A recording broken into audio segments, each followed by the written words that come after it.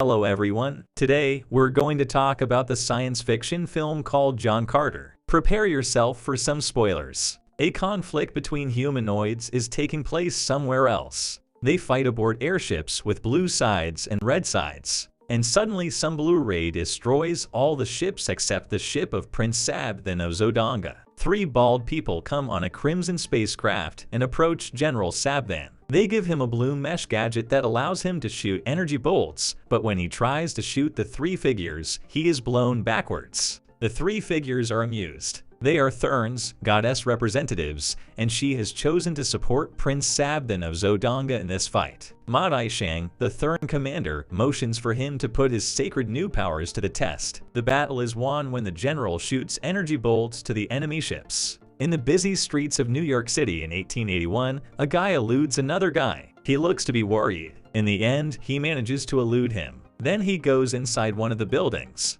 Inside, he pays an additional fee to send a telegram express. At that time, he is being watched by the person who was following him. A young guy receives a message from his uncle, pleading for him to rush and save him. He arrives by the train and met by his uncle's butler. The young guy walks to his uncle's vast estate, where a lawyer explains that his uncle, John Carter, died unexpectedly and left everything to him. The lawyer shows him his uncle's crypt, and he says that this is an unusual crypt that can only be opened from the inside. He hands an ancient diary to the young guy, Edgar Rice Burroughs. The young guy begins to read once the lawyer has left. After the Civil War, the narrative begins in Arizona. John Carter, a distinguished former Confederate Army captain, is searching for gold. The villagers appear to dislike him. The main character is trying to borrow something from the bartender. They do not believe that he will be able to repay the debt in time and begin to threaten him. John proves the opposite by showing a small bar of gold that he found. Then Colonel Powell appears and takes him into custody. Colonel Powell of the cavalry attempts to compel Carter to battle the Apache. Because people like him are needed, John tells the colonel that he has fought enough, and it is all. Carter refuses to comply, and after numerous attempted escape attempts, he charms a jail guard, knocks him unconscious, and rides Colonel Powell's horse out of Fort Grant. Powell and the rest of the cavalry pursue, but are forced to call it quits when they find Carter is caught up with a mounted Apache war band. Both parties are armed and suspicious,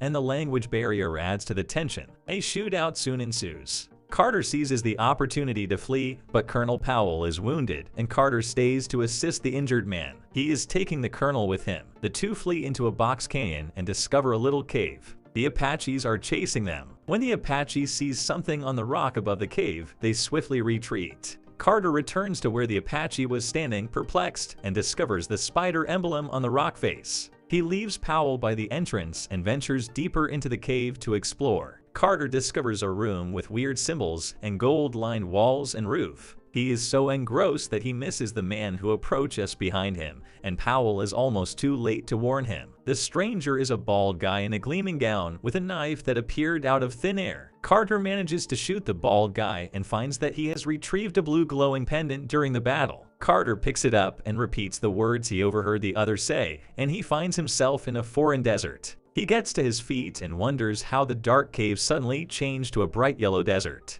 Carter attempts to walk but trips and appears to float. He takes a few minutes to figure out how to walk in this odd new surroundings. The gravity on Mars is significantly lower than he is used to, but he is unaware of this. He walks over to a neighboring hill. He hears a strange sound and discovers a clutch of eggs developing green six-limbed newborns. He is ready to depart, distraught, when he spots a swarm of green monsters coming. They ride gigantic creatures and are equipped with rifles. Suddenly, one of them stealthily approaches closer and tries to attack him, but Carter jumps up and surprises this green creature with his abilities. When other green creatures notice Carter, they begin fire until one of them instructs the others to halt. This towering green extraterrestrial with 4 arms greets Carter by laying down his sword and gun. There is a linguistic barrier, like with the Apaches, but the two manage to provide their names.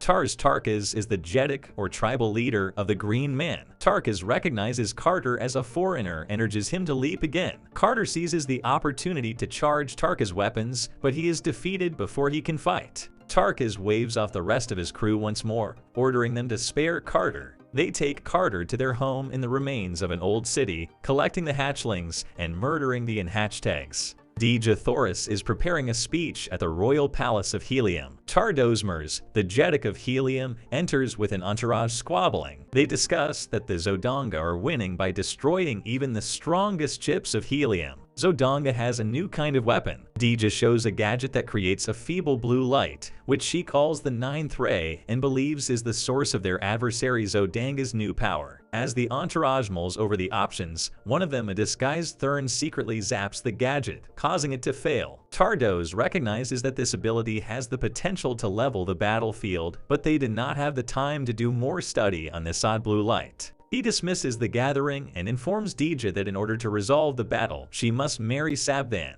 Dejah is heartbroken.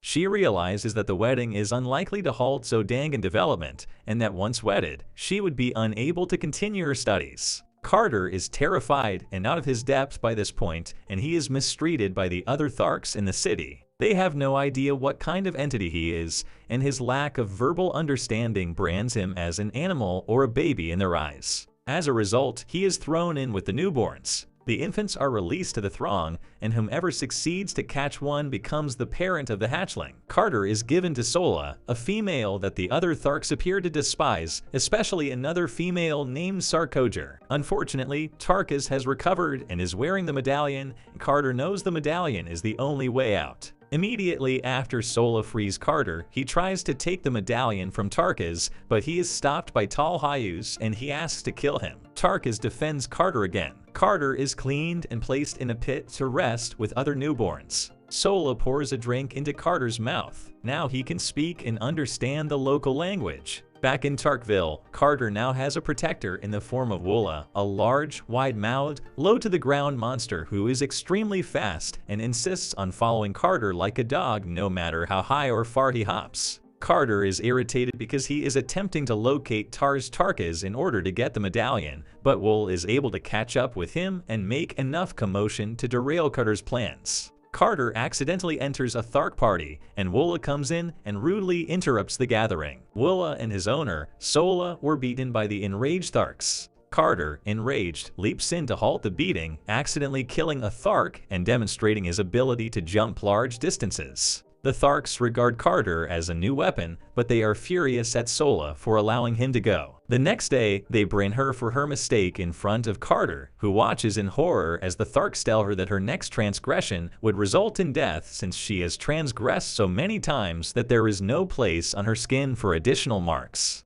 When a sentry warns of a flying craft, the Tharks seek shelter. Two red-flagged battleships pursue a blue-flagged battleship in the skies. The Tharks are betting who will win the battle. They close in on each other for boarding parties and hand-to-hand combat. Tarkas uses a telescope to see the battle and informs Carter that the Zodangans are attacking the Heliumites. Dejah Thoris tries to flee the ship, then falls and hangs several hundred feet aloft. Carter recognizes her as human and rushes to her aid. With his ability to jump large distances, he rescues the girl and begins to protect her, only for her to demonstrate her own fighting prowess. Carter enters the battle and destroys the enemy ship, but the blue ship of Helium still crashes. Further, fighting with enemies, Sabthan enters into battle with him. At the same time, the Tharks begin to help Carter and Zodanga retreats. Tarkas awards Carter his Doter Sojit, or right arms, and offers him Dejah Thoris as a gift. Tarkas' opponent Talhayus, a warrior with a broken tusk, watches with rage. Carter is reminded of Powell and declines the post, but Tarkas argues that if Carter declines, Tarkas will be unable to save Dejah's life. Carter hesitantly accepts,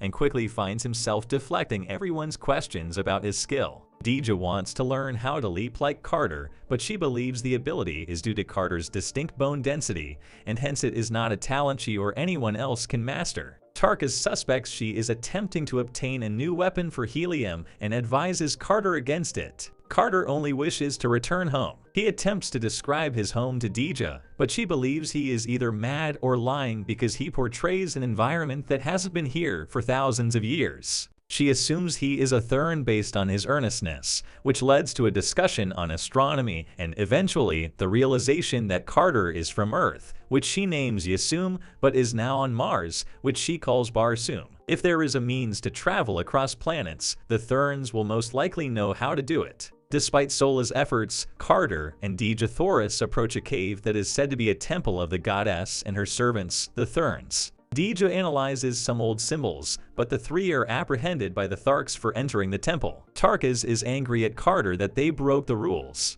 and now Sola will be responsible for showing the way to the temple. Since this was the last warning for Sola, she will now be executed. Then Carter realizes that Sola is Tarka's daughter. According to the customs of the Tharks, there is no concept of personal children. All children are children of the tribe. Tarkas, at considerable personal danger, assists them all in escaping. Sola, Carter, and Dejah Thoris travel to the Isis River to investigate the temple mystery, bringing the medallion with them. Sola cautions Carter along the way that Dejah Thoris is leading them wrong. When confronted, she reveals they were on their way to Helium, and an angry Carter decides to desert her, realizing she may have been manipulating him in order to convert him into her new weapon. He rejects Dejah's appeals until she eventually acknowledges she has a personal stake in the war because she is the Helium princess who is about to be married off to the Zodangan prince and may be slain. Carter persuades her that he needs time and that they should first see this. The river is a pilgrimage route.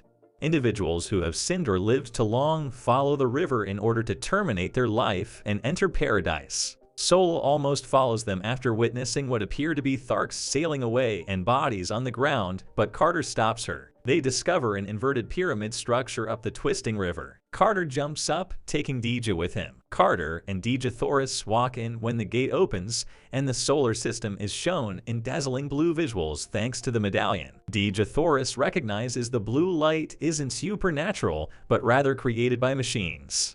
It's the ninth ray, the same blue ray she's been studying and that the enemy has been employing as a weapon. They also discover that Carter's presence on Mars is most likely the result of a replica of himself being transmitted from Earth to Mars. Outside, an army of Tharks is on its way, led by Madai Shang. He is intrigued by the stranger who is becoming involved in the fights and plans to put his skills to the test. Carter and the two women scramble up the mountain. As the hordes approach, Carter orders the others to evacuate, despite Dejah Thoris' protests. He stays behind to battle the advancing army, with only Wola to assist him. He is reminded of the tragedy of war and seeing his dead wife and kid in a burning farmhouse while killing many. Carter is finally defeated, just as a helium warship arrives above to put an end to the fighting. Tardosmers and Sab then board the ship. Sab then gives his sword as a token of confidence to Dejah Thoris and begs her to marry him. Dejah Thoris almost murders him anyhow, but she stops herself and orders that the injured Carter be taken to Zodanga to be cured. Carter awakens in a secure room. He initially believes he is in Helium,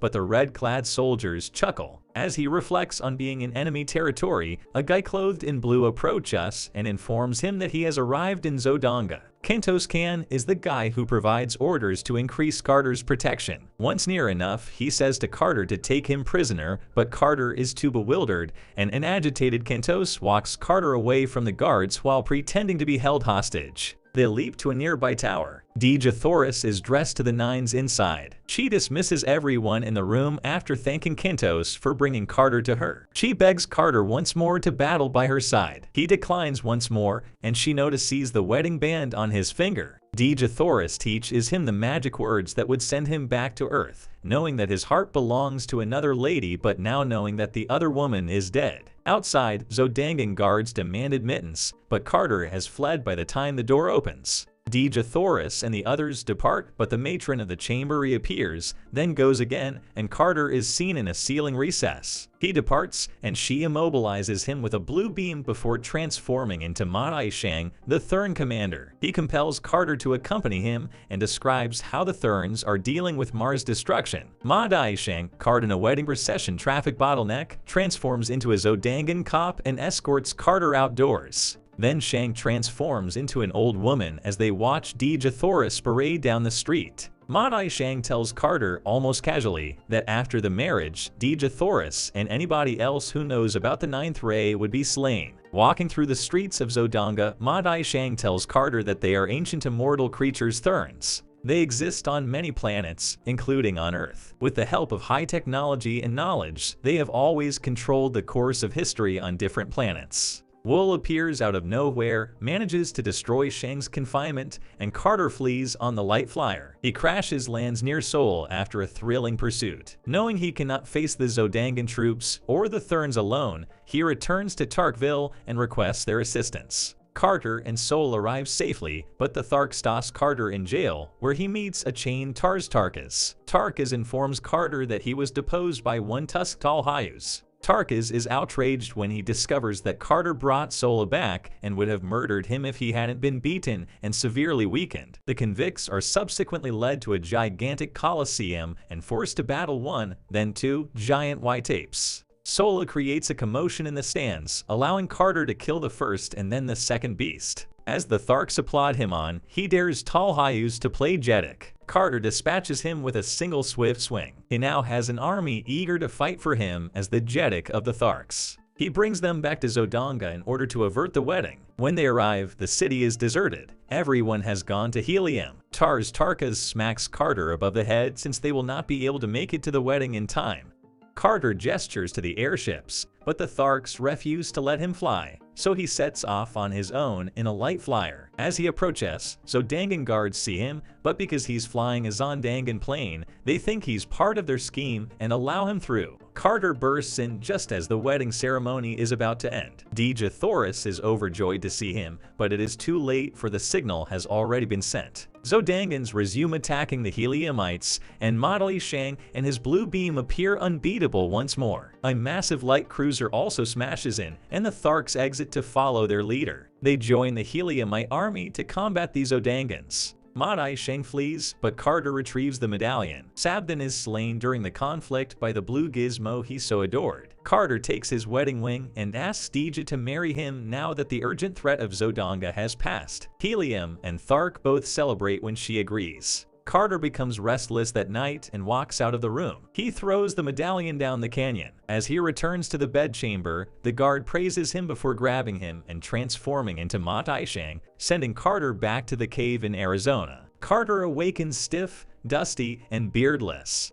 The colonel is a skeleton, and the riches and Thern corpse have vanished. Carter's story continues as he recognizes there must be more Therns on the planet and spends the next 10 years searching for another medallion. He seemed to have discovered something in the Orkneys. He constructs a crypt on his home in order to return to Mars while leaving his body safe on Earth. Nephew Edgar will be tasked with keeping him safe since the Therns are expected to assault his body maybe immediately as Edgar is reading the journal. Fearful, Edgar rushes to the crypt, unaware that he is being pursued. He figures out the password to enter and unlocks the door after a few anxious seconds, but the crypt is empty. Ithern emerges behind Edgar and is ready to murder him when he gets shot. Edgar turns around to find Carter standing outside with a revolver. Carter says that he took a medicine that caused him to seem dead, and Edgar learns that he was only bait to lure out Ithern and allow Carter to collect the medallion he needs to return to Dejah Thoris. Carter corrects him, noting that Edgar will play an essential role in protecting Carter's body on Earth when he returns to his actual home, Mars. Carter enters the crypt with the medallion from the deceased Thern, lies down, and recites the word to return to